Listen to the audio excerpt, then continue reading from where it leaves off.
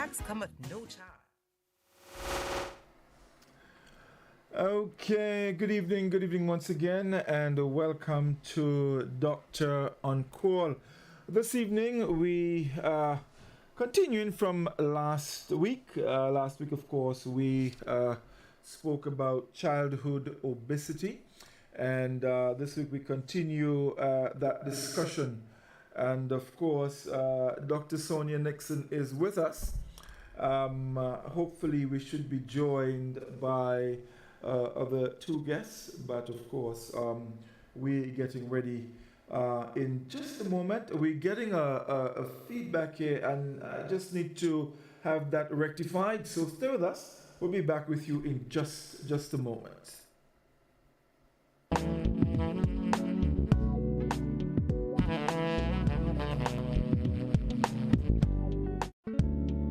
Do you have muscular pain that no one can find a solution for?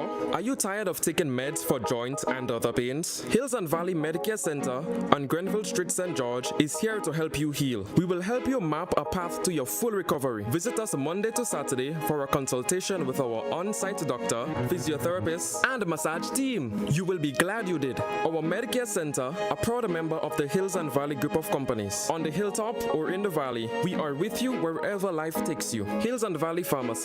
Your health is our business.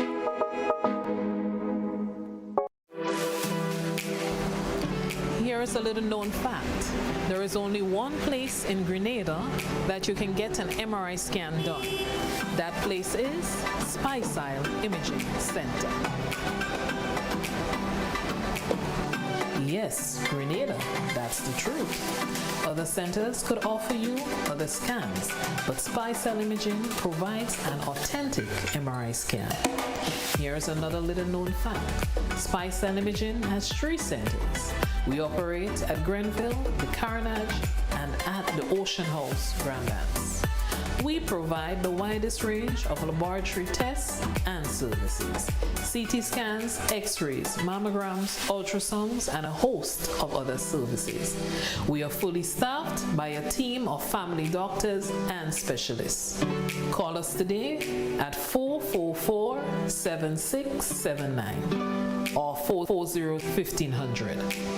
or visit any of our 3 locations. Spicile Imaging, from seeing the doctor to getting lab tests, scans, and pharmacy services. We are here to take care of you. When a loved one passes on, we all need the comfort, support, and guidance of a trusted friend. You can rely on LaCour Brothers Funeral Home. We provide a personalized professional service that exceeds all expectations. Our dedicated staff responds to your every need with the greatest detail, ensuring affordability with a variety of options. Our upgraded state-of-the-art facilities, spacious air-conditioned chapel with live internet streaming, a modern, environmentally safe crematorium, the only of its kind on island, private viewing spaces, large on-site repast center, a modern transportation fleet. Join our burial society today and make personalized arrangements for that final moment. As you prepare to enter your loved one into eternal rest, visit or call LaCour Brothers Funeral Home and select a package that brings added comfort to the entire family. LaCour Brothers Funeral Home and Burial Society, continuing a tradition of excellence.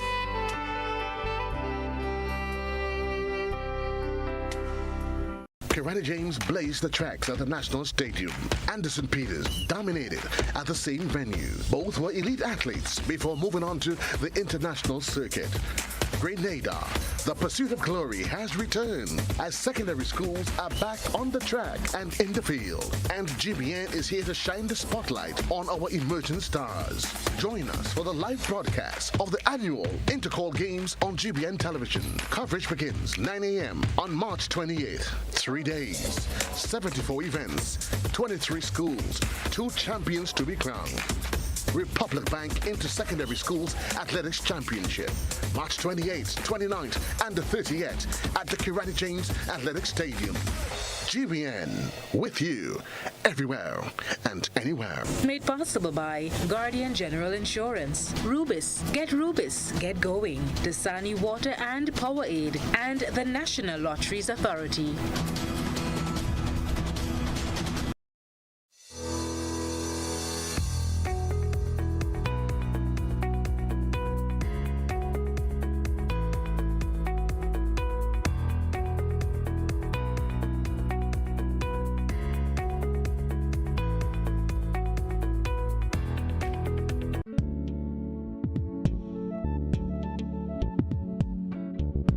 drug abuse,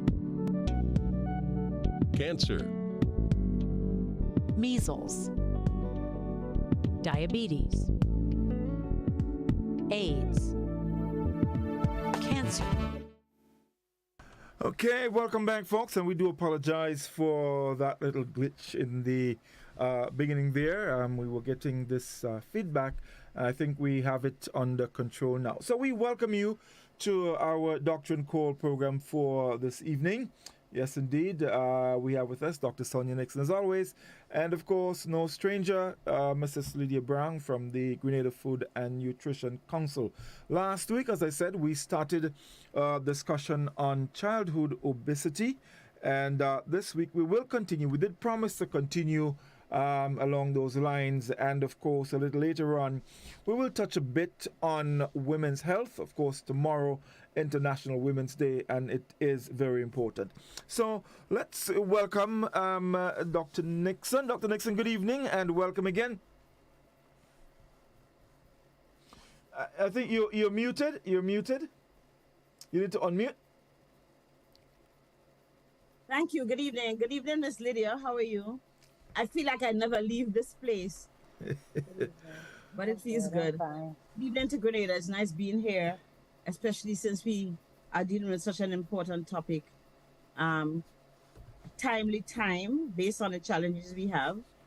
And we kind of just need to put mechanisms in place for ensuring that we really get into the war against childhood obesity.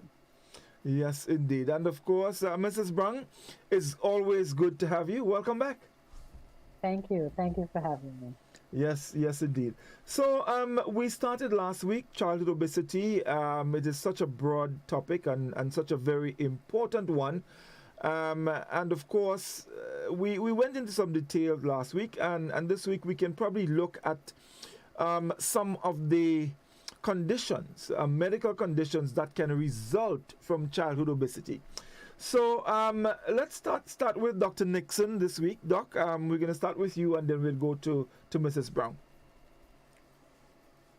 Well, thank you. You know, I want to share something. I was listening to a webinar today from Boston University School of Public Health, the Global Health Department. That's my alma mater as far as my MPH is concerned. And they were talking about commercial determinants of health. The things that people make that determine. You know, we talk about the social determinants all the time, right, Lydia? Yeah. But they were talking about commercial determinants. And it was really eye-opening for me today. I tell you what was eye-opening, the fact that we hardly have control over what we do, because there's so much of what we buy, so much of what is convenient for consumption. And I will talk about consumption in relation to food, not clothing, because clothing, the truth is, almost everything we buy. But there's so much of what we buy that is imported for the most part. And we almost sit in ducks, because imagine those guys in North America were talking about controlling what is produced. How do we collaborate with people who produce foods that are, you know, high fructose corn syrup, foods that are ultra processed, right? And we buy it every day. Easier. We buy cornflakes, we buy mashed potatoes in a box, we buy syrupy drinks, we buy, you name it. Okay? And I realized what a difficult uphill, not impossible, but a difficult and uphill, because we have not even envisaged the dream of advocating against these things for our population. Again, that are so hard. I look at food and nutrition comes. I saw Mrs. Brown that you guys had some interesting thing like local sardines made by your new product development officer. I don't know if that's what you call it, but something like that. And I saw some things like air fried tostones. I love tostones. Tostones is when you crush green plantain and cook them. Fried tastes nicer, but I guess air fried has its merits, okay? And other things. Blogger as well. Well, you see, I wouldn't watch Blogger because I don't like Blogger. But oh, it was good. Someone came into the office and tasted it and said, I don't like Blogger, but I will do this with it and eat it, definitely. Well, I'm just a bad child. Once I know it's blubber, I'm not eating it. But I understand because that's what we have. And there is a lot of blubber around. You had something that you did with cassava, right? How many people actually saw it? And how many people say, I'm going to try something with my children? Because it's also very important that we make our children make food. Because when our children make food, they realize, but mommy, that is nicer than, I think you had some croquettes too. You had something that was filled with, is it cassava was filled with cassava croquette that was filled with fish? Fish, yeah. Right. So those are things. We have fish out there. Families can go fishing and get food for the week. But it almost broke me today when I realized that we just don't have as much power as we'd want to. They went on to talk about things like research and how much influence those organizations, those big entities who make food, Procter & Gamble, Coca-Cola, those big, and it's not a whole lot of them, but they control a lot of the produced foods. And of course, you have the other little ones that are here. And even in countries where they have policies that determine what is sold in the market, we often have dumping in our region, which is another thing. That's right.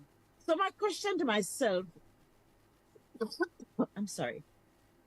My question to myself and my question to Grenada is, do we have I don't want to say a wrong word on TV. Do we have the guts to create policy and determine what is going to come to our shores so that our children, our population in general, but our children specifically, are spared from eating bad food because it's cheap? And we know there's dumping. So we looked at for example, at some boxes with cereal. If you bought your cereal in North America, you see that the sugar content is low. What they produce for the North American market. If you bought some stuff like in Canada, you will see that the salt content is low because they've already put those policies into place, right? Into place as far as law goes for a lot of them, right? If you went to Barbados, you'd find that same box of cereal, right? Same company, same box of cereal, the same name, had actually more sugar. And then what was sent here have a little less than what is in Barbados. And so the companies that produce food that we buy have enough money to do market research to see what we like, what we don't like. They go around and they ask, they give it in schools, and then they ask children, what you like, and all the rest of it, yes. And then they produce according to what our population likes.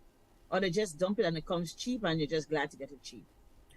So the truth is, when it comes to food that we consume, things that we buy, we're in trouble. I also noticed, for example, that some of the canned foods. Did you remember that trip to Jamaica where we met with the manufacturers when we were doing the salt, when they did the salt workshop with the manufacturers? And you remember who walked with a lawyer and all the things, right? Yeah. I'll tell you what, I actually discovered just from using some of the canned foods that they've already started cutting the salt because they know that policy is coming. They might as well start experimenting, right? I'm like, you guys been listening to somebody, because the salt content in those products, tinned products, is down. Does our government have the gumption, led by policy, led by research? Can we actually apply the research? Because we haven't done much research, similar research you do with your children on their weight, right? Can we apply the research that is done overseas to our population? 2, the research that is done, who kind of asked that to be done? How is it framed, right? Is it framed in an objective way so it can get real information with patients, with populations, health taken into consideration? Or it's just that they can figure out how to market their produce? And then again, here we are, sitting ducks, right? We don't have our own research. We take we take what they say, whether or not it makes sense to us, and then they frame research what they want, because it's just like, because they have power, they have financial power. It's just like big tobacco, right? But guess what? Big tobacco got thrown down, and big tobacco had a lot of money, right? So you can't smoke in public, you can't smoke, young people can't smoke. You know what they went and did? You know what they're doing in order to make sure that young people still have access to smoke? They gave them vapes and hookahs and the other things so that they could do nicotine straight up. You can't walk around your hookah, you buy tobacco eventually, because you get the same nicotine with all the things. So we have to be aware that it's not just as simple, it is very complicated, and we come up against corporations that have a lot of money and who intend to sell whatever they have been selling. So that is where we sit today. And where does the advocacy going to have to come from? I kind of had to leave the webinar after a while. The truth is, I think advocacy have to come from us educating our population on the ills of the things that are available to them. Because the population said, I don't want that. Nah, that's not good for us. We're not eating that. Is it an uphill task? Yes, it is. But I believe all things are possible. It's going to take a lot of time. It might not happen in our lifetime, but it can happen once we focus on educating and reminding people. And there's the evidence. We have the evidence. Watch the obituaries. We have the evidence to prove that our population is dying younger as a result of diseases often related to lifestyle, especially food and activity. Okay, thank you, Doc, for the time being. So let's welcome Natalie. She's joined us. Natalie, welcome. It's good to have you back this week. Hi, good night, everyone. Thank you. Yes. Yeah. Good night. So we coming to Hi, you in a bit, Natalie, but I want to go to Mrs. Brown. Mrs. Brown, one of the things Dr. Nixon mentioned has to do with the foods that we purchase. And we do purchase a lot, especially imported stuff. Now, one might argue that, okay, we here in Grenada, for example, cannot produce enough food to feed our people, and in terms of variety and all of that. So we have to purchase. But some of the foods that we purchase, as Doc mentioned, some of them are bad. Mrs. Brown, why are these foods bad? Why should we probably avoid purchasing them for consumption? Let's talk.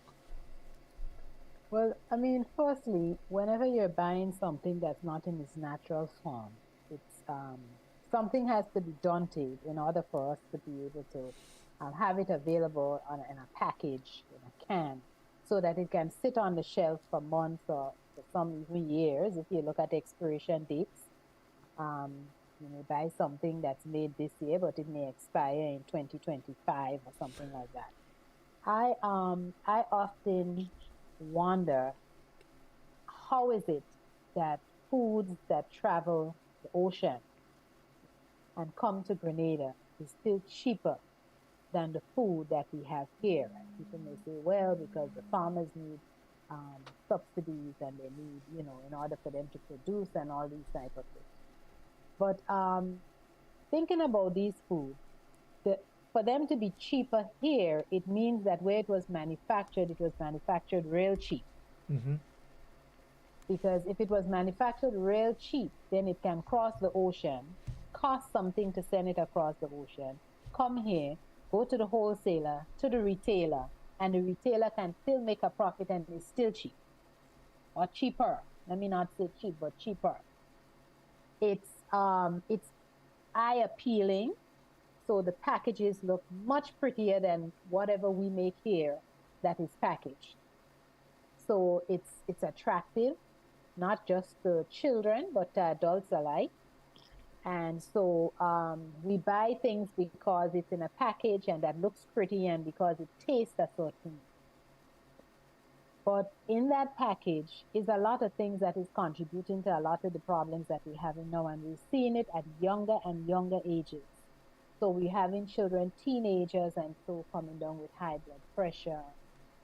Young men in their 20s with very high blood pressure, not knowing, because typically, if I may dare to say that men tend not to go to the doctor as often as women. Women, if they get a little pain on the side, We panic, we run to the doctor. We want to see what that pain on the side is. But a man would kind of bear it for a while until it really gets unbearable, and then he would go to a doctor. And so younger men, it's even worse. And we have done, we did focus groups with some a wide array of persons last year. And we did some with some what you call boys on the block in the St. David's area. And they would tell you, that I don't know when last you've gone, how often do you do a health check? Health check? What's a health check? Well, going to see if everything is okay with you. Well, I don't go to the doctor unless something is really wrong with me. I mean, if I feel like I'm sick, then I will go to the doctor, right? But we're eating all the things that have all the salt, laden with salt because the salt is used as a preservative. Laden with fats, where we have a lot of foods now that are not having as much of the trans fat because bigger countries have in place ban on trans fat, added trans fat. Now you will have some trans fat in some of your foods, some of your animal foods and so that are natural. But we're talking about the ones that are added through processing, and a lot of countries have it in place now that, so it's kind of trickling down because if they're not able to manufacture it in their countries, it may not come to here. But it doesn't mean that we're getting, as Dr. Nixon said, the same quality of what is there here. So that someone once said we're getting seconds, right? I think I heard one of my daughters say that we're getting seconds. So the things that we get, and I was very surprised when I learned that the things that we're getting here has a little mold of the things that we don't want, right? But we're consuming it, we're buying it. If people aren't buying, it wouldn't come in. Because if I buy a product from my shop and it stays on the shelf for 3-4 years, nobody's buying it, it's never coming in my shop anymore because that's not profitable for me, right? But because we're buying these things, we're eating it, it tastes good. Sodium in itself, and I'm going to speak to sodium in itself, doesn't have a taste. But sodium comes with chloride. Now you have table salt. Now you have taste, right? Sodium comes with glutamate. You have a taste. MSG, monosodium glutamate. You have a taste. But sodium in itself doesn't have a taste. So sometimes it depends on the combination of how things are mixed in these products.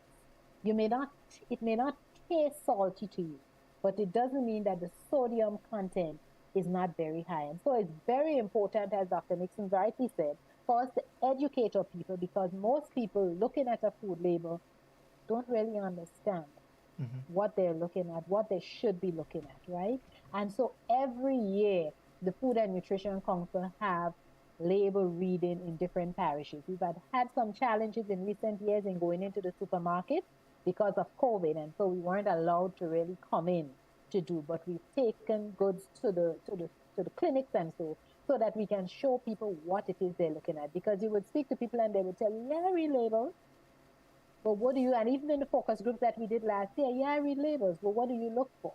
Well, I look for salt, I look for sugar, I look for fat. Why are you looking for those things? How do you know what is a good level? How do you, what do you use? And some people would say, yes, well, what I do, I don't know what is a good level, but what I do is I compare products.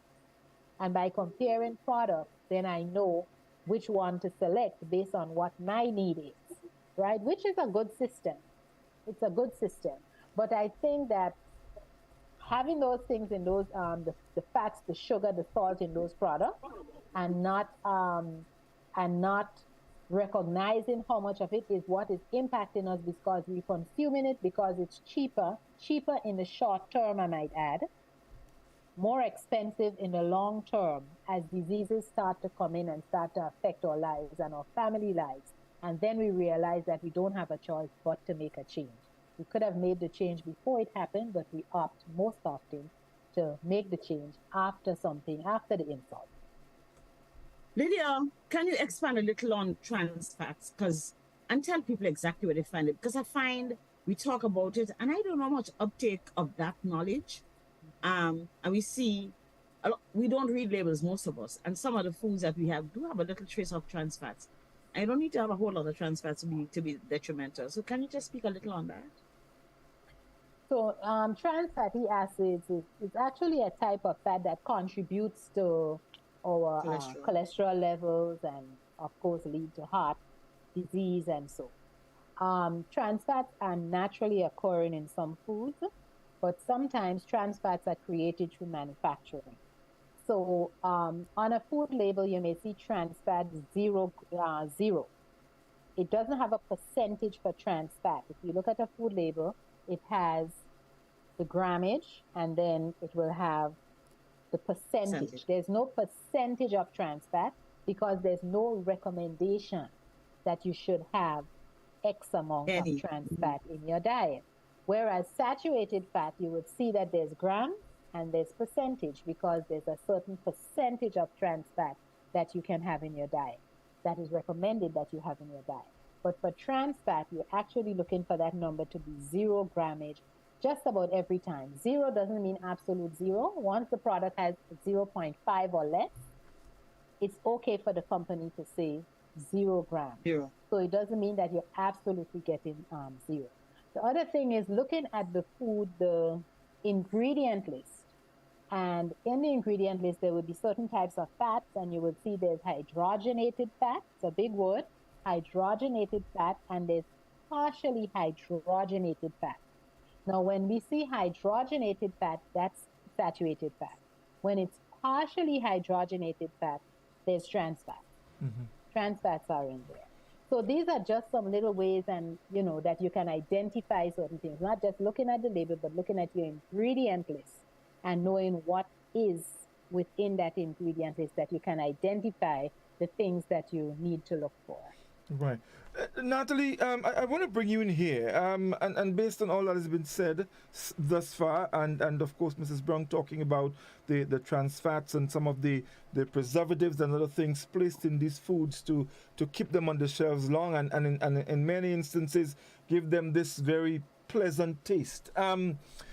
Why aren't they recommended, let's say, for example, to young people who have aspirations of becoming great athletes?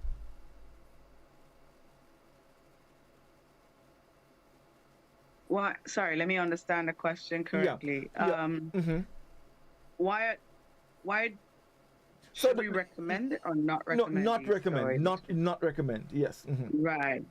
Okay, because generally, like Doc and Mrs. Brown mentioned, those are like a quick fix. It's cheaper, but then it's not for the long term.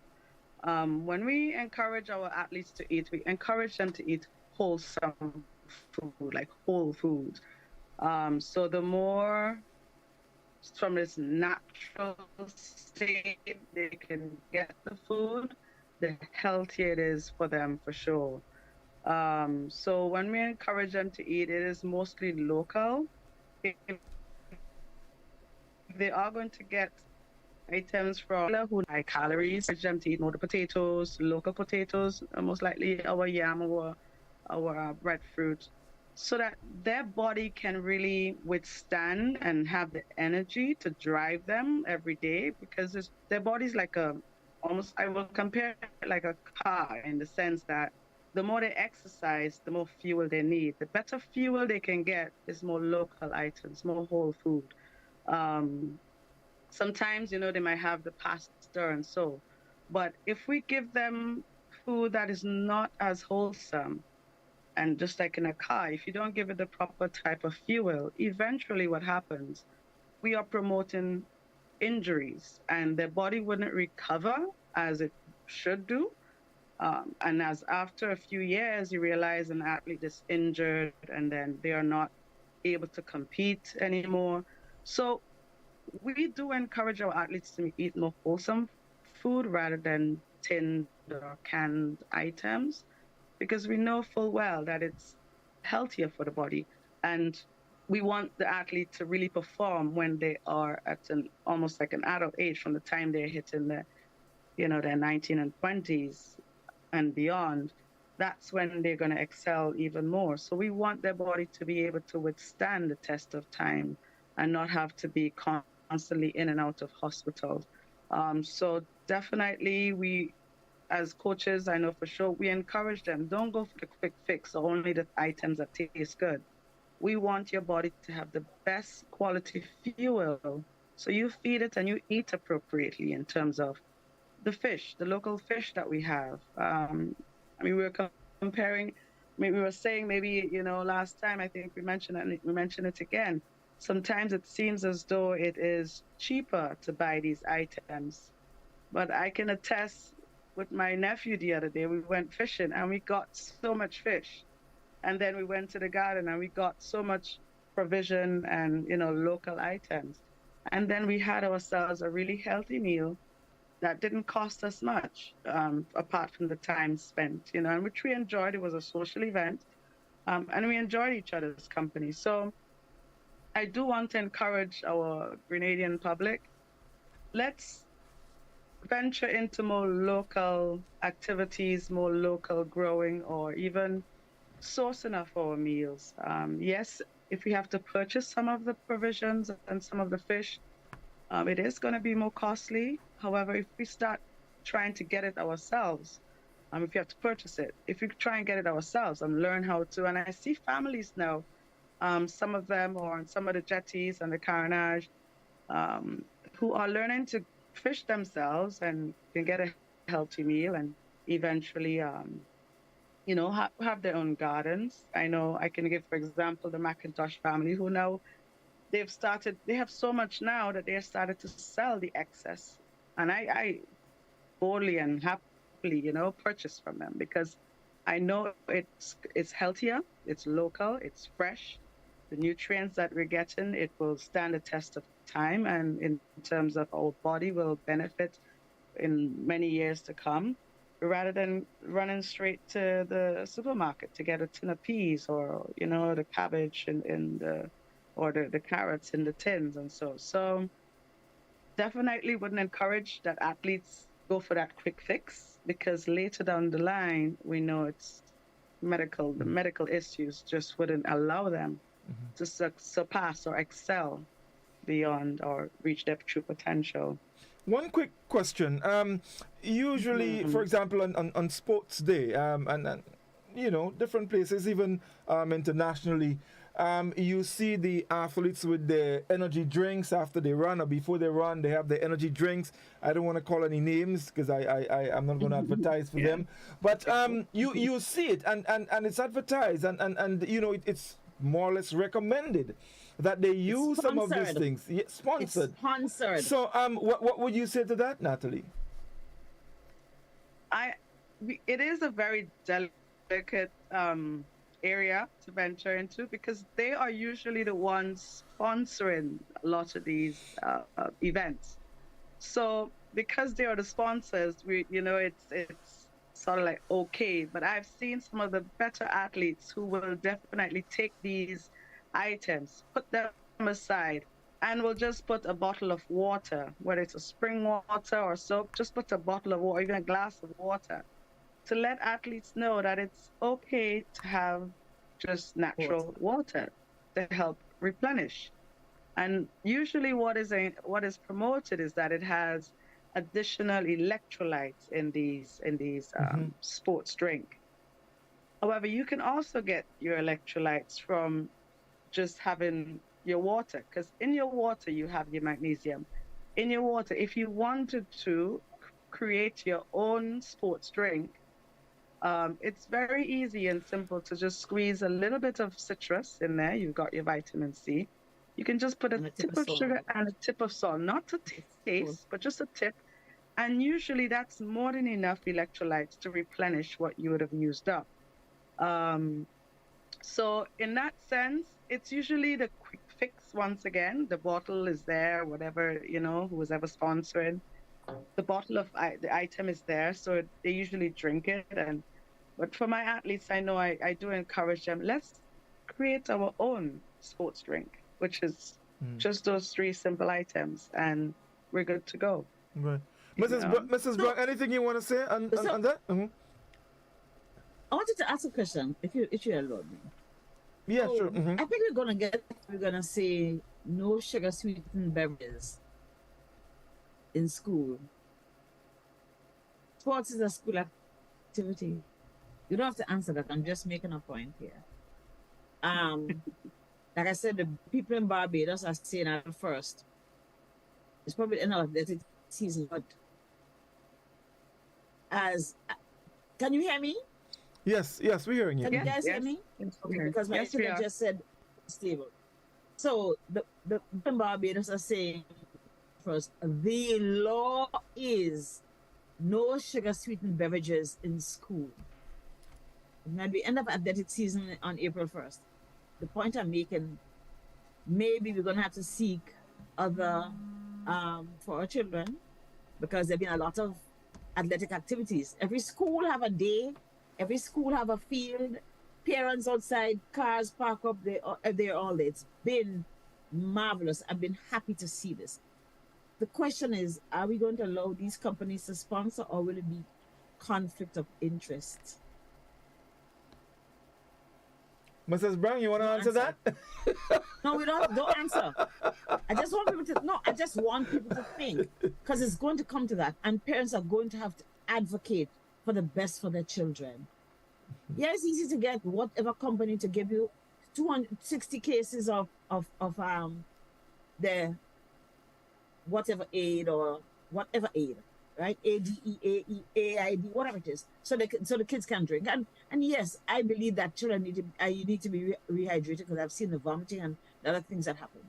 But I think there's a level of education that must also penetrate the schools and parents in particular, because they are going to have to be the partners. There's no two ways about it. They're going to have to be the advocates for their children's well-being every single day. Every single day. Right. Mrs. Brown, anything before we go to the break? On what Natalie said? I would love to see the day when I hear that there are no sugar sweetened beverages in schools. That would be a blessing. I know that there was an attempt at it end of 2019, 2020. It didn't really take effect. Only 2020, right? Yeah. But coconut water, I might add, is also a good way of rehydrating. And it tastes nice. It has a little bit of magnesium. It has a little bit Definitely. So you have some electrolytes in there, and it's natural. There is a place for rehydration fluids. The thing is that we drink rehydration fluids like it's water. Like it's water. And that's not what it was meant for. That is not what the companies, some of the companies actually maybe promote it as that you drink it and it makes you energetic, and because you get such a rush of the glucose that's in it, that it really gives you that push. So if you're using it to give you that burst of energy, yes, but once that wears away, you tend to kind of fade, because now your body has adjusted to break that glucose down, and once it breaks the glucose down, you drop. So you don't feel that energy, so you have to go and drink another bottle of it to keep you. It's like a drug, isn't it? It's like a drug. So you take the drug, and once it wears off, you want to get that feeling again, so you go back. And the too much sugar is gonna make you thirsty anyway, so you're gonna drink some more. Exactly, but you're gonna keep feeling thirsty, but you keep drinking what is not quenching your thirst. You keep drinking a sugary drink, and you keep feeling thirsty, right? It's like a person who is just converting to develop diabetes. And they're feeling thirsty, they're feeling that overt thirst, and they're drinking something sweet. And the blood sugar is going higher, but they're feeling more thirsty, and they keep drinking something sweet. When they get to the hospital, blood sugar is high. That's all the meter can say. High, because it can't read whatever the blood sugar is. So we just have to, I think education is the key. Very good. So let's education of families is very important. So they have to be leaders. Right. Let's take a break. When we come back, we'll chat some more. Stay with us. We'll be back with you in just a moment, folks. AIDS. Cancer. Do you have muscular pain that no one can find a solution for? Are you tired of taking meds for joint and other pains? Hills and Valley Medicare Center on Grenville Street, St. George is here to help you heal. We will help you map a path to your full recovery. Visit us Monday to Saturday for a consultation with our on-site doctor, physiotherapist, and massage team. You will be glad you did. Our Medicare Center, a proud member of the Hills and Valley group of companies. On the hilltop or in the valley, we are with you wherever life takes you. Hills and Valley Pharmacy. Your health is our business.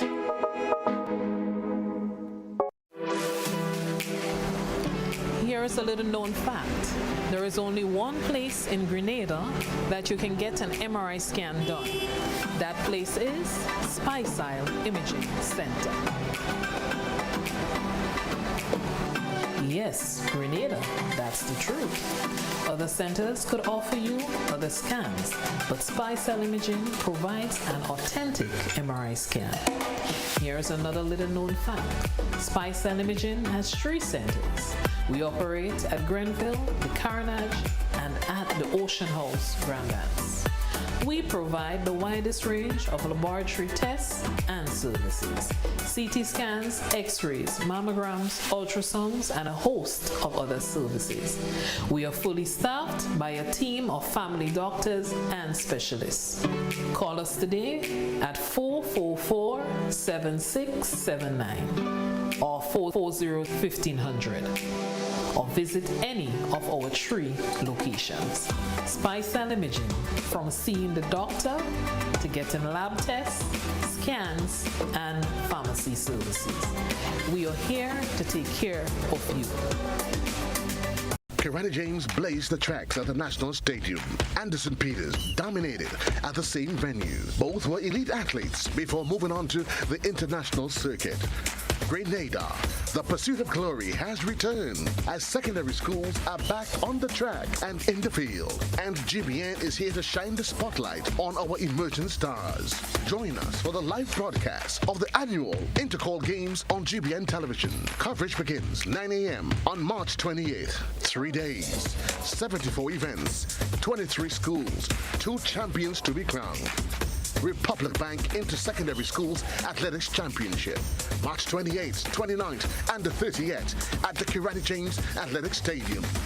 GBN, with you, everywhere and anywhere. Made possible by Guardian General Insurance, Rubis, get going, Dasani Water and Power Aid, and the National Lotteries Authority.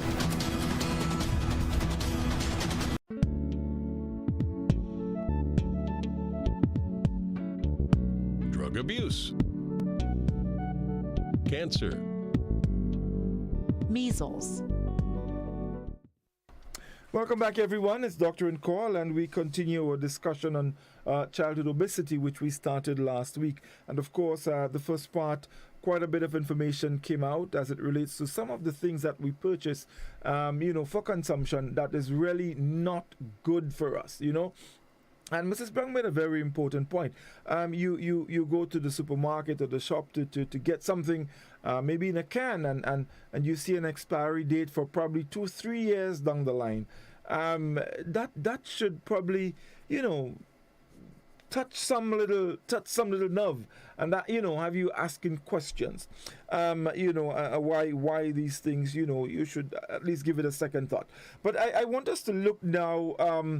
At some of the dangers of childhood obesity. What can result from that? When a child is obese, what are some of the additional complications that can result from that? So maybe we can start, Mrs. Brown. We can start with you this time.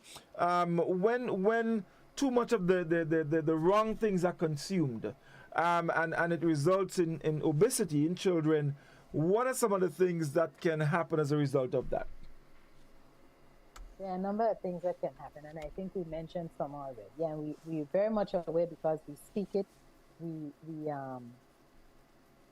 label it over and over again. The regular chronic diseases like the diabetes, the hypertension, exacerbation of asthma, kidney disease is also linked to obesity.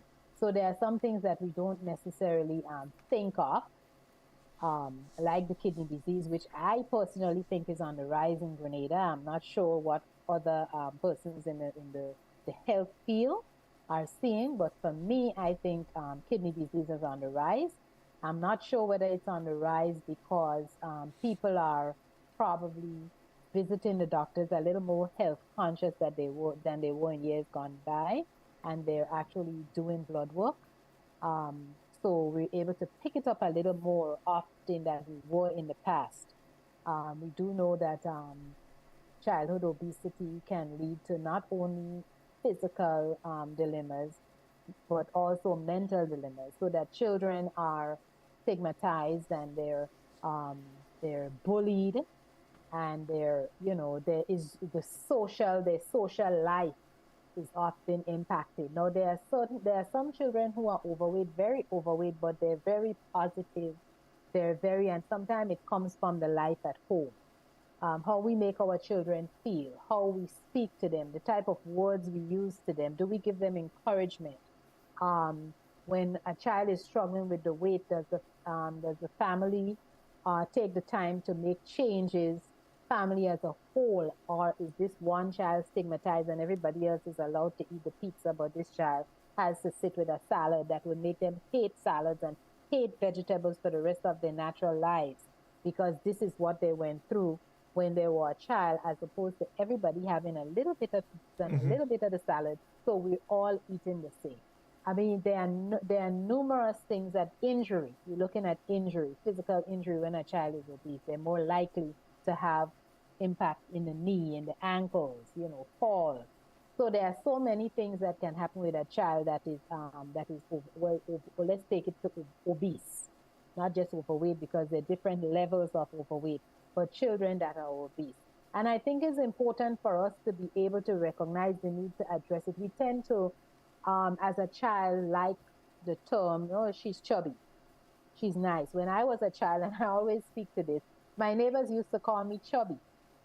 And they didn't know this, but all of my siblings were very thin.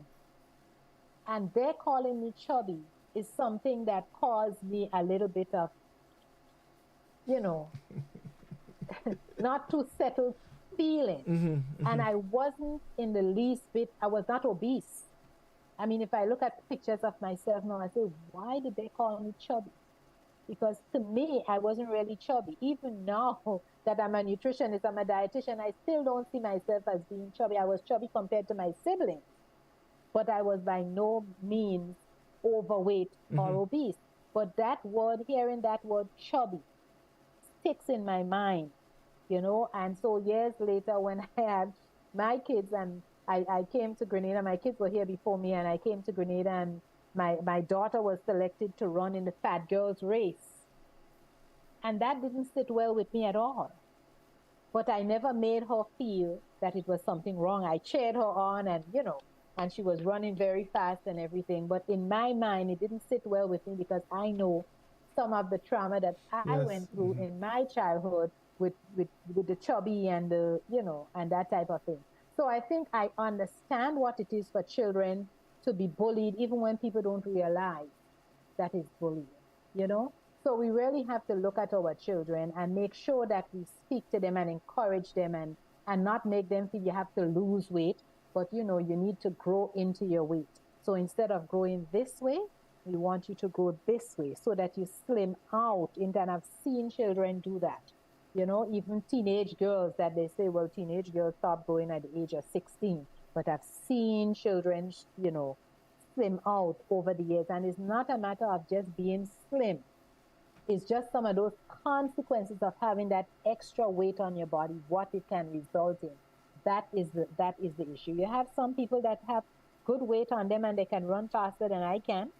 Their cholesterol levels are better than mine. Their blood sugars are better than mine. But that excess with the long-term effect. Right now, you may be here. Where are you going to be 5, 10, 15 years from now? That is what I think is important for us to look at. Right. Doc, you want to come in here? You're muted, Doc. You need to unmute. So, Lydia mentioned a very important word. It's your family. And sometimes we focus on the children who are obese. And there's a family who, yes, say, Lydia, you can't have the pizza. You're going to have some salad for dinner tonight. But then there's a family who just doesn't recognize that you're being quite overweight, or me being quite overweight, is detrimental, and it's solvable within the family setting. Because maybe their bodies are not responding to the things that we consume, to the inactivity, the way I am. And often we see families that are overweight because of the practices. And I think we're going to have to also consider how do we help families, not just the child, but families, so that they have different behaviors, so that they can appreciate it and understand, look, we can all work together and fix this. Because mommy might be 30 when you're 5 or 6, right? But she might also be overweight and thinking, but I've had 3 children in 5 years. That is, the bottom line is that there is help. And we have to make families feel comfortable in dealing with this as families, because the lifestyle pervades from daddy down to mommy, and everybody comes in and everybody eats whatever they want. So that gardening might be an issue, a thing they can do as a family activity. Playing games in the yard, kicking for soccer. I'm sure Natalie will tell us about some of the suggestions that families can do. But I think we have to really consider what family life is like, if there is family life, right? Because some children, everybody run their own kitchen now. I come home, I just want sausage and bread, right? And somebody else, and mommy cooking, right? I don't like that. I don't eat. I don't like string beans. I don't like peas in my rice. I don't like, because habits have not been created. One, that we eat what is cooked, that whatever is cooked is healthy and good for you, right? And that we should sit and have this together. The other concern I have is the issue of teaching children portion sizes. Can I tiffin from you? I'll tell you why. I've been asking a patient to do something for his sugar, for his glucose control. And he sends me his food, and I tell him, I want you to make a food log. And he sends me his food, and he eats, granted, he eats okay food, right? What he eats. But he can't fit in the plate. So we also have to consider the volumes and have to teach families how much to eat.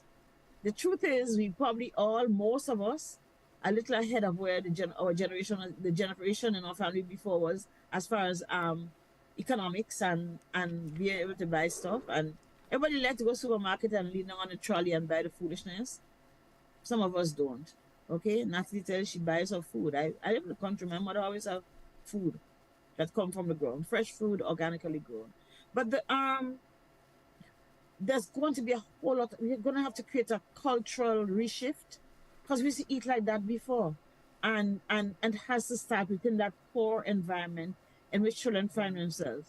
We're going to have to take, even where children live in an environment of like homes, right, where they have guardians, where they're wards of the state, all of those things. And we know you've been struggling with getting to the food nutrition policy into all institutions, right? It must become part of how we run our bigger institutions.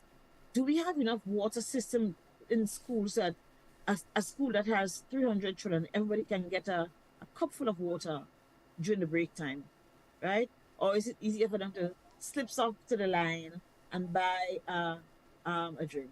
I noticed one of our major soda companies has been making 10-ounce sodas, right? Hey, Puri. This is a recommendation I made to them a long time ago, so I was happy to see. But the truth is, I'd rather it was 10-ounce water that costs 10% of what the sodas cost, so the kids could come and still get a bottle of water, So there are lots of things. Do kids have access to water? We're telling our children, don't drink soda. What they must drink, they need something to drink. So those are some of the preparations that we need to ensure.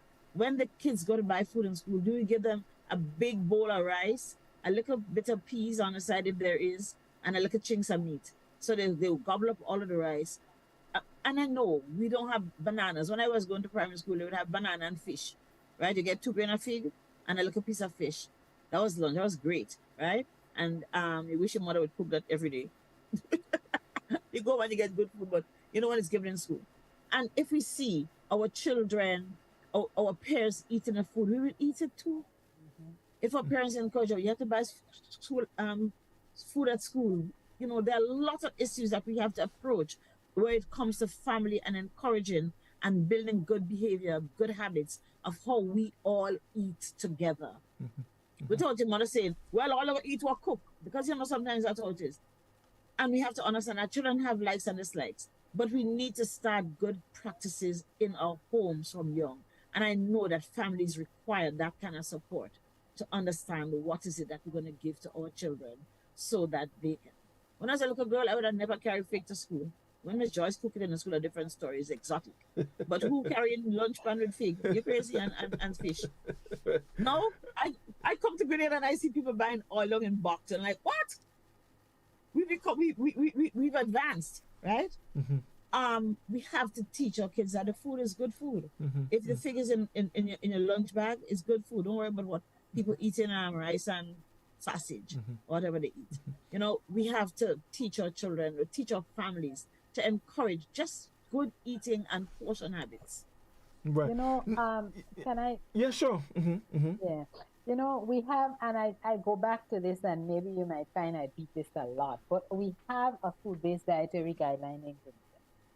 And in 2006, the initial food-based dietary guideline was developed through the Food and Nutrition Council. I was at the hospital at the time.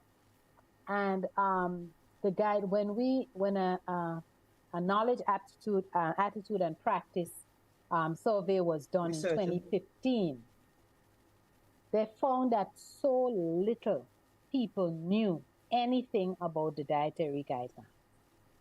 Now, they don't know about it because it was never implanted into our school's curriculum. Now, if it was put into the school's curriculum from 2006, in 2015, the people who are now young adults would know about it because they would have learned about it in school. The dietary guideline is a guideline that is actually a preventive measure to protect us against developing the chronic diseases. It's a guideline that is gauged on the nutrition situation, the nutrition and health situation in the country. But we don't really hear people utilizing it, people talking about it. You hear the Food and Nutrition Council talk about it, and we do training. We've done training this year. We've done training, last year, we've done training with people from the Ministry of Agriculture, Child Protection Authority, Ministry of Social Development. We've done some vendors, not very many vendors came out, but we know that we need to embrace and get our vendors on board because they're preparing food for people to eat. They need to at least have that mindset to know what they're preparing for people and what they're selling to people and how they can do it a little bit differently. We speak about things like salt. We're not telling people do not use salt. That is not what we're saying. We're saying that we use so much salt that we need to be able to recognize the sources of the salt in our diet so that we know that even though our palate, even though this doesn't give us the taste of salt, it doesn't mean that we're not having a whole lot of sodium intake. It's very important. The media houses, everyone, and I know the media was involved, someone in the media was involved when we were developing that guideline. The Food and Nutrition Council, I keep saying, did not develop the food-based dietary guideline. Grenadians developed the food-based dietary guideline. And we need to embrace it. The guidelines need to drive our agriculture, what we plant. What is it that we're saying people need to eat more of? That will tell us what it is we need to grow more. What needs to be more available, accessible to people. If things are available and it's not accessible, we can't get to it, or we don't have the money to purchase it. That's unethical. You know, we have to encourage people to plant, and we do that with some of our clients with chronic diseases. We actually purchase seedlings and give it to them so that they can grow some of the foods that we're actually telling them they should eat more of. Because it doesn't make sense you're telling people to eat more of something and they don't have it. It's not accessible. It's not available. Why are you then telling them to eat it? We have to be able to do, community gardens and whatever is necessary to get people on board so that they're able to eat these things. People feel they don't want to eat vegetable in the night because it rides your chest. Have you ever eaten vegetables in the night? Well, no. But how do you know it's going to ride your chest? Well, give it a chance to ride your chest. Always said that. Our grandma always said that. Give it a chance. Certain type of vegetables. I think if we start at the daycare have a good setting, and I think if we carry that into the preschool and into the primary school, by the time these children become adults, they're good. You know, and I want to share. start young and build. Yes, I want to share with you a little experience I had yesterday that shocked me. You know, we always talk about taking out salt in your diet, removing salt. And this lady came to my office, and I do my blood pressures on my patients 3, 4, 5 times, just to make sure that's what I have and make sure that they're comfortable. And I kept getting 185 over 93, 187, you know, 3, 4 times. Her blood pressure was quite high. And we decided we're going to work on the salt. Because she said even her children complained that she was eating a little too much salt. 2 weeks. 2 weeks. She cut her salt down. She said, you know, she didn't finish cutting down because she could still taste the salt in her food. Right? Guess what? Her blood pressure is down to 117 over 62, 72. Yeah. Her blood pressure is normal for her age. Fantastic. No, she had young girl blood pressure. Yeah. And this is a woman who's 60 about. So just to tell you how quickly our bodies will respond when we take proper measures. Yes, right? Yes, and she has been having high blood pressure. She has been eating her canned food for a long time. And just in 2 weeks after taking it down, her numbers are changing. Her pressure get young. I want to pressure get young. Natalie, I want to come to you, and I want to go back to something that was mentioned earlier as it relates to some of the stigmas that children get when they are a little overweight or obese.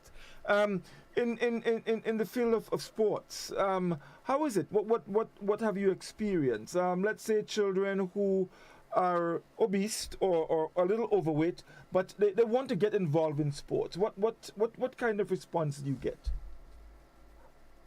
Well, generally, within our group, with the ministry program, for example, with our Learn to Swim program, we treat every child as the same. And whatever method we're teaching, we're going through it, we don't ever segregate, because it might be an instance where, for example, even like climbing out of the pool, you know, one of the chubby children, like say, okay, you don't like the term chubby, but it is, it's one of our obese swimmers, I suppose, for example. In trying to climb out of the pool, it might be a bit more challenging for them. However, we don't ever let them think, oh, you can't do it. We still encourage them, and within our group, we ensure, and I think this is where all adults come in, and you have to be firm with children in that sense. They are not allowed to laugh or point fingers or discourage anybody within our group. So even if it's another child, maybe they might not be as tall, we always encourage them to be supportive and encouraging. So at any point, we let them know whatever challenge you have. So 1 or 2 of our youngsters might not be able to climb out if they're a little bit, overweight. But we go through it very slowly with them until eventually they get it. And the other swimmers around, the other athletes around, they know that they have to support that individual and encourage them rather than, point the fingers, laugh at them, put them down.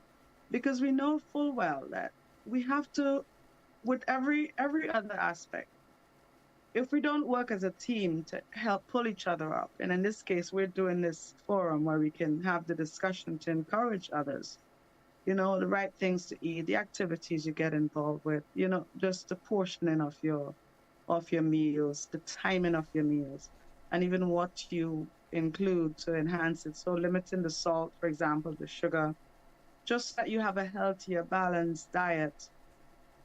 The same way we encourage and support within the physical activities. So I think this is where the education of adults, coaches, teachers, parents, even our neighbors, the way we approach someone we see that it's a challenge for them in that sense, but we always make sure that we keep it positive in the sense that we want them to succeed. So we will break it down a little bit so that they actually accomplish the goals. So I have seen as well in some situation where the coach might not be as supportive, And then it's a quiet conversation that has to take place, because if we don't encourage our youngsters, even if, especially, when they're overweight, and we keep shunning them or encouraging others to stigmatize them, then they wouldn't ever get out of that, cycle, because then they're going to feel depressed. They don't want to try any activity because everyone's laughing at them. So it's a zero tolerance when it comes to our oversized athletes or swimmers. We make sure that the activities are modified if needed, but a lot of times we don't ever give them a separate. We don't say, okay, you stay on this side and do this. No, they are part of the group, and we make sure they try their very best. A lot of the activities we have to do with them is sometimes of lower impact, in the sense that if the others are jumping up or doing hops or so on, we may ask them to make a step, but they're still with their teammates. They're still with their colleagues, So that's how we modify, or we ensure that they are still in the loop, and we are encouraging and promoting the positive environment for them to excel and learn and grow. Yeah. Right. Thank you, Natalie. Okay, so Godfrey, I want to ask a question before we go, because Lydia, your family in my community lived across from a ball pitch. You know that? I think so. Down the road, there's a ball pitch up the hill. Yeah. So when we were little kids, like 10 years ago, Godfrey and a little girl, we used to go to the ball pitch. No, I mean, this is almost half a century. We used to go up there, and they would have cricket. And then my family had some land, and we'd have cricket, and the men would be playing cricket, and the ladies would be laughing, and the children would run up and down. And I hadn't seen us for all this time. And then people in our community decided we're going to reinitiate this whole community, because we had a legally organized. We had articles of incorporation of this community organization. And the people decided, we're doing this again. A couple of weeks ago, they had a cricket match. And I looked at the children run, and I was dizzy. First of all, I never know they had so many children living in the community. One.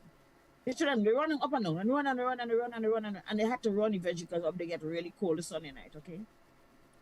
And then on the weekend, the men decided that they're going to start training for their cricket team. That's Sunday, right? I'm driving home yesterday afternoon, and there are 3 young men with their, you get a piece of wood and you cut out a bat, with their bats on their shoulder, going up to the ball pitch to play, to just knock 2 balls.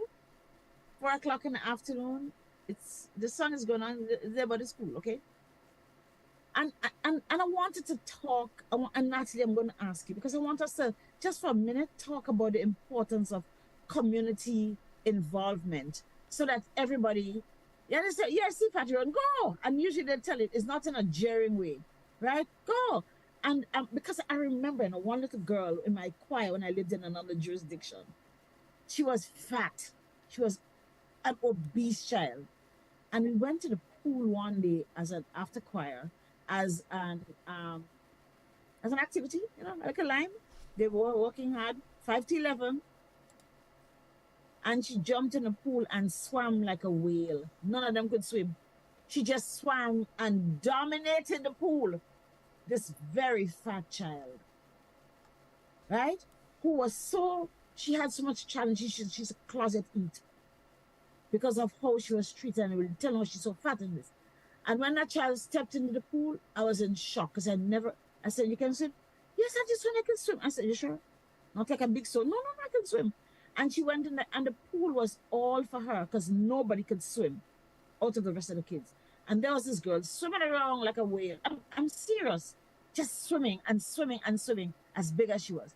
And nobody ever told her about how fat she was again. So I want you to talk about, for a little while, how important it is for the community to participate, and tell us what is available in Grenada. Because we think if you have a ball pitch like we have, or 2, you can't do this. What can communities do? How can we get it? How can the church become involved? How can whatever organizations, NGOs that are there, how can we stimulate families? What can we do to stimulate groups, families, our young boys or young girls to become involved? We have police, youth club, and and all those little clubs, where are they?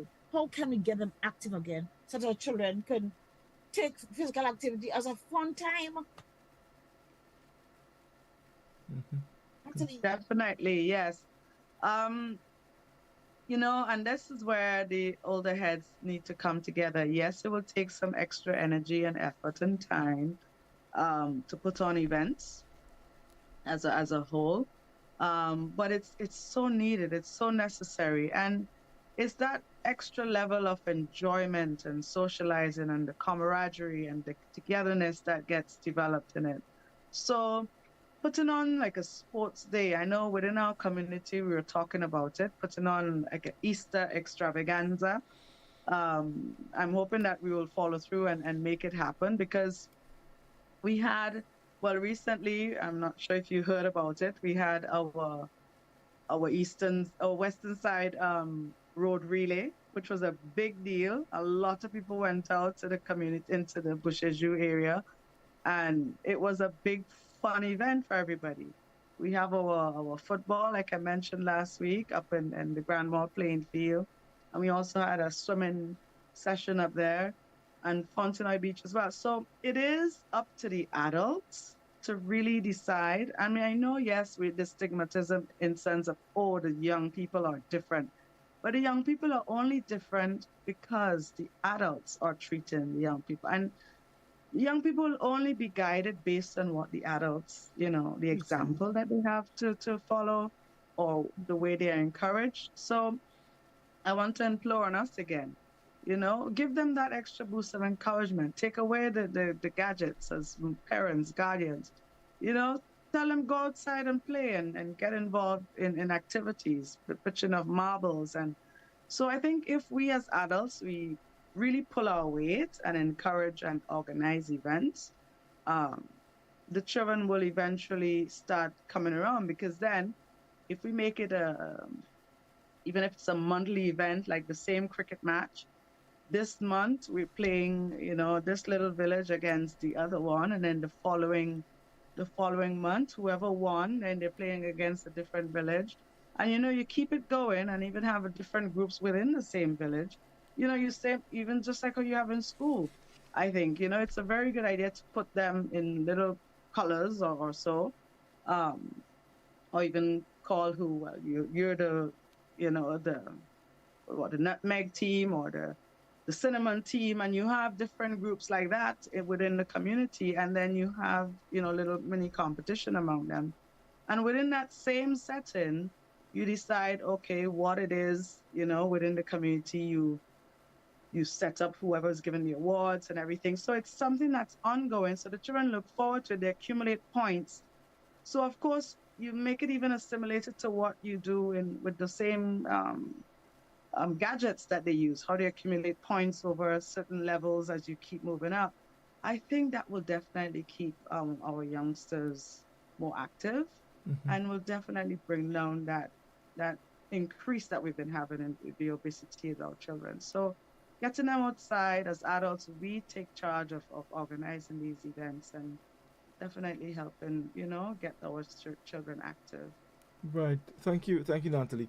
So our telephone line is open. The number is 435-2041.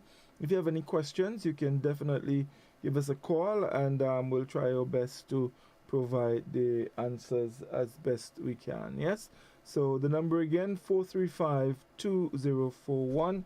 Give us a call, and we'll be more than happy to take your call. Doc, I know last week we mentioned there was supposed to be a walk. It was postponed. Where are we with that? All right. Yes. A little. There we go. We're walking. I'm sorry, my light is really bad. Before we go to that, because I think it's important, because this is a Rotary Club. And I want to talk about the intersectionality that all of us, Natty works in sports, Liz works in food, you work in media, I work in, I don't know where. And we talk about a lot of things. The truth is, it takes a village. Everybody has to participate. The responsibilities for us as communities. the food stores. I remember when we were doing salt. Lydia, remember, were you in the salt consultation here in Grenada when we had that meeting? And one supermarket manager said, we probably can't really stop the importation of something, but we can have a corner in the supermarket where low salt products are sold. We have to get creative and we have to work together. Okay? Rotary has decided to take on the issue of combating childhood obesity because the Rotary regional, we call it, the area president last year decided that was her mission. And it's become a machine, a better machinery that we're going to implement, the Rotary wants to implement. The walk is to really to support what would have been World Obesity Day, but childhood obesity is our focus. We're concerned, right? And other people are concerned, right? Will water companies say, hey, I will make sure you have water, right? What is going to happen? Everybody has to come together. The Ministry of Finance is important. What are we going to tax? What are we going to make sure that is taxed? Policy has to come into place. What are we going to put into, what policies are we going to develop to make sure that schools don't have sugar-sweetened beverages, schools don't sell all the trans fat that is dumped for us because it comes cheap, because it's cheaper to sell it for us and get a little money than don't sell it and dump it, right? Because you mightn't get tax back from it or money back from it. We all have to come together. Families, parents are probably the most important components, right, of this crossroads where we all meet on one ground. The fact that we have to preserve our children's lives, we have to preserve our children's well-being, we have to prevent our children from being obese, and we have to lead as all of us together as one nation, one country that has a big problem. And our problem is big.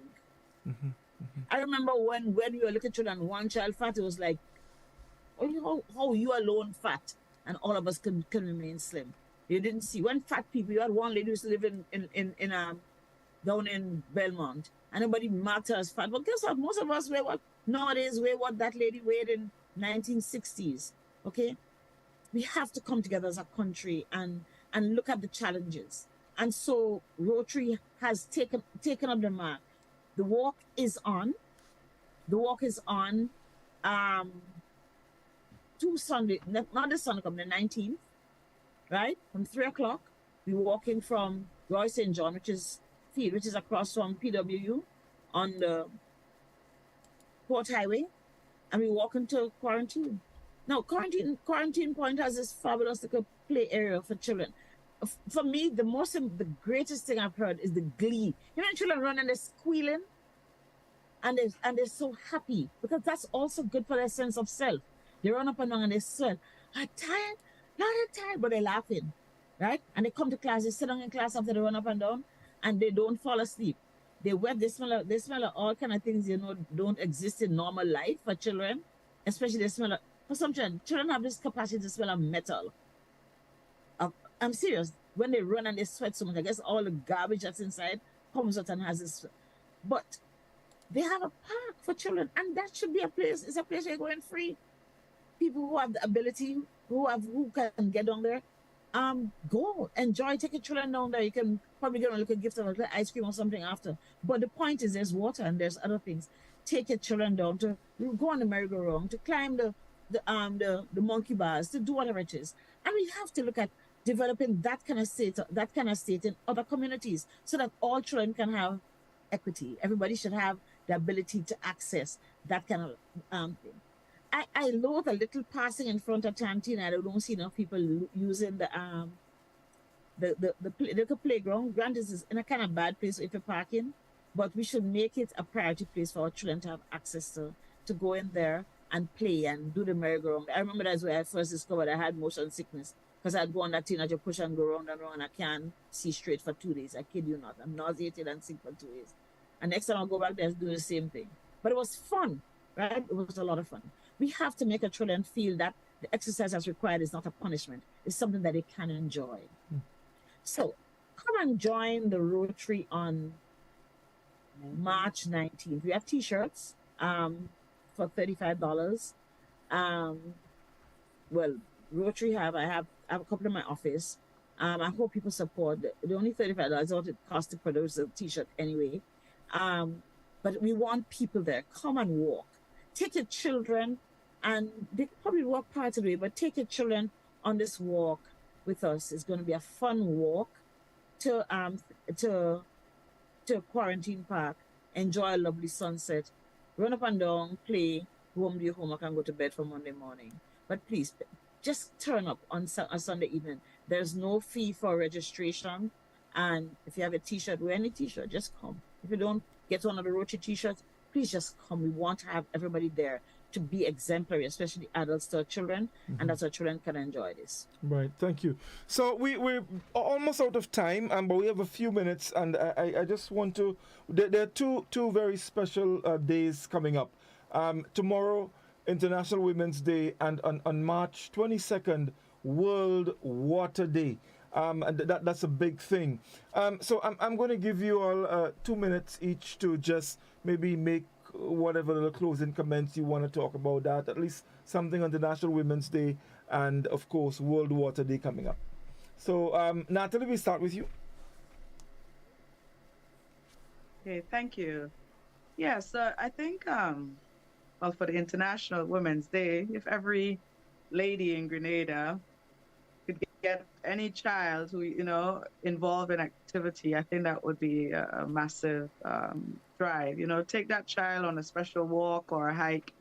And I would highly endorse that, because I think just for general health and fitness, it doesn't have to be anything that's outside of, extreme, but just a simple walk to a garden or a park, like the doc was mentioning, would be encouraged. Encourage them to get and enjoy, well, like you say, you're enjoying life, but you're smelling the flower, the roses, And if it is that we have to, I suppose, get the necessary equipments, we encourage persons just to get up and be active. Be active, be involved, and sometimes even if it means that day maybe, and I've seen so many ladies are doing it now after work instead of driving home in a bus or so. They take the time and they take a gentle stroll home, which is, I think, is a very, very good way to keep persons active, and I think it's healthy on a whole, and to encourage family and friends to get involved within your community, to organize events as women, because we usually are the ones who, I think, not to knock the men at any side or anything, but we are usually the ones to get children doing a lot of the activities. And so if we can organize events, get involved, and be as active as we can to get our youngsters up and about, let's take that role within our community and responsibility to at least organize one event per month if we can, or and rotate the role if we can with different ladies as we come together to build a stronger, healthier nation for us all. Thank you, Natalie. Yeah, Mrs. Brown, your final comments. Well, yes, as a woman myself, I just want to encourage women to take the lead as we've done for many, many years. Maybe not politically, but otherwise, we're always in the lead. So we have to take the lead to lead our families to a healthier lifestyle. We have Water Day coming up, and we need to make sure that we're packing our kids' lunch boxes and giving them some water to take to school on that day. Teachers, workspaces encourage people to drink water on that particular day. Mummies, get together with your kids. I have a little book here that I want to show. It says Kids Can Cook Too. And this was made up by parents and their children a couple of years ago with CAFA. The book is free. The Ministry of Education should have some. I have it on soft copy. I'll be happy to share it. If you would give me a call, I would be happy to send it to you via email that you have on hand. I also have, so if you get stuck for snacks and so on, it's very pretty inside, so the kids would want to, they would want to do the things in the book. I also have another book here. This one is the Council's book. It says it's Dear Lunch Kit Hero, and it has some handy snacks and things that you can make for your kids. And you can make with your kids and make for your kids to go to school with. This one comes at a small cost of $8. So you can just give us a call at the Food and Nutrition Council. It's 440-2126, and we'll assist you in getting any one of these copies, whichever you would like to have, or both. Both. Yes, that's right. Yes. Okay, thank you, Mrs. Brown. Doc, your final, your closing comments. So a few years ago, coming out of the Ministry of Health, and Lydia, remember this, when we had Caribbean Wellness Week, we developed a concept called Water Only Wednesdays. Remember that? So water was the preferred beverage in school. And most of the schools, remember that first episode, that first encounter where the kids only had water. We encouraged some workplaces. And I shared with some people in CARICOM at a meeting, at a PACO meeting. There's a country in the Caribbean that has embraced Water Only Wednesday. That every Wednesday, still today, 6 years later, 5 years later, everybody in the country is encouraged to only have water as a beverage. I think we can do that again. I think this is one of the things you can encourage, especially for World Water Day. But, you know, we have good quality water now. The water in the pipe is still healthy to drink. You don't have to drink bottled water. If you choose, you can. But water in the pipe is healthy to drink. And so I'm hoping that we will embrace World Water Day. Yes. Mm-hmm. And speaking of that, the theme of International Women's Day is embrace equity. We're not all equal. We're all starting from a different place. I might be a fat girl, Lydia's a slim girl, Natalie's an even healthier girl than us, but here we're all women, and we have to embrace each other and support each other, and support each other's families and each other's children and each other's grandchildren and whoever it is to being better people. So again, I'm going to join both of you on International Women's Day.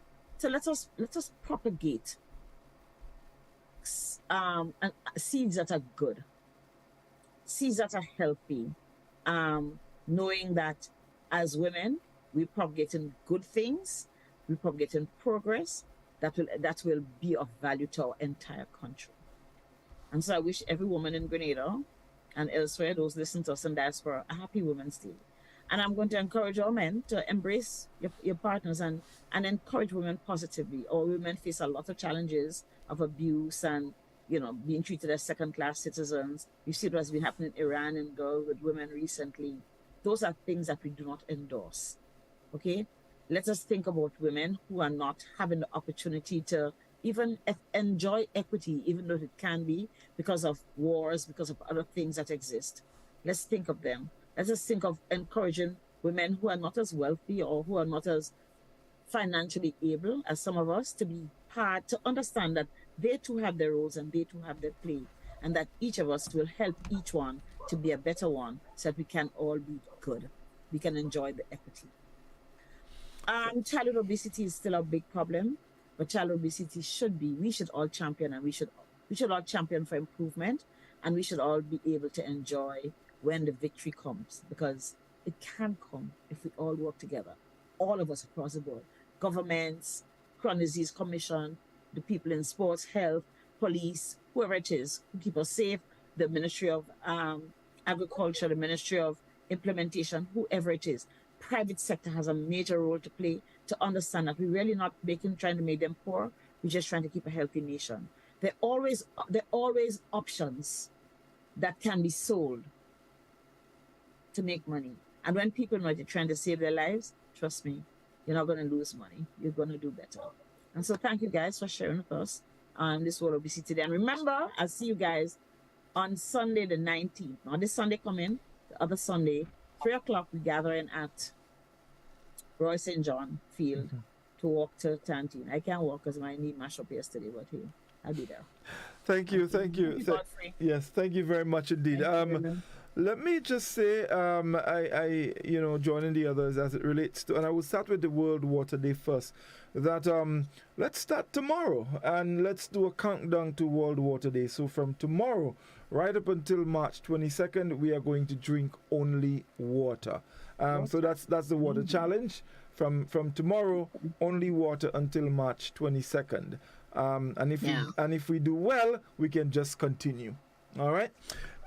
International Women's Day. I just want to say that tomorrow evening, we usually have our climate reality program. Tomorrow evening, we will be doing a special feature, women and their role in climate change and how climate change can affect women generally. And we have three very distinguished ladies joining us on the program. We'll have from Barbados, Minister Chantal Knight. She is a senator in the Prime Minister's ministry in Barbados. She will be speaking on the program together with the President of our Senate, Dr. Decima Williams, and also Miss Elaine Henry.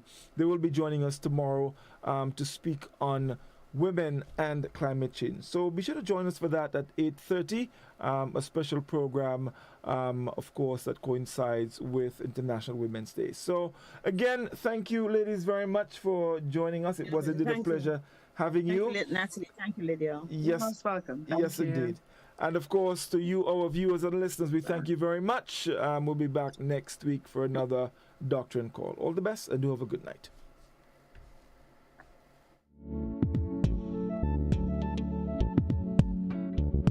Drug abuse, cancer,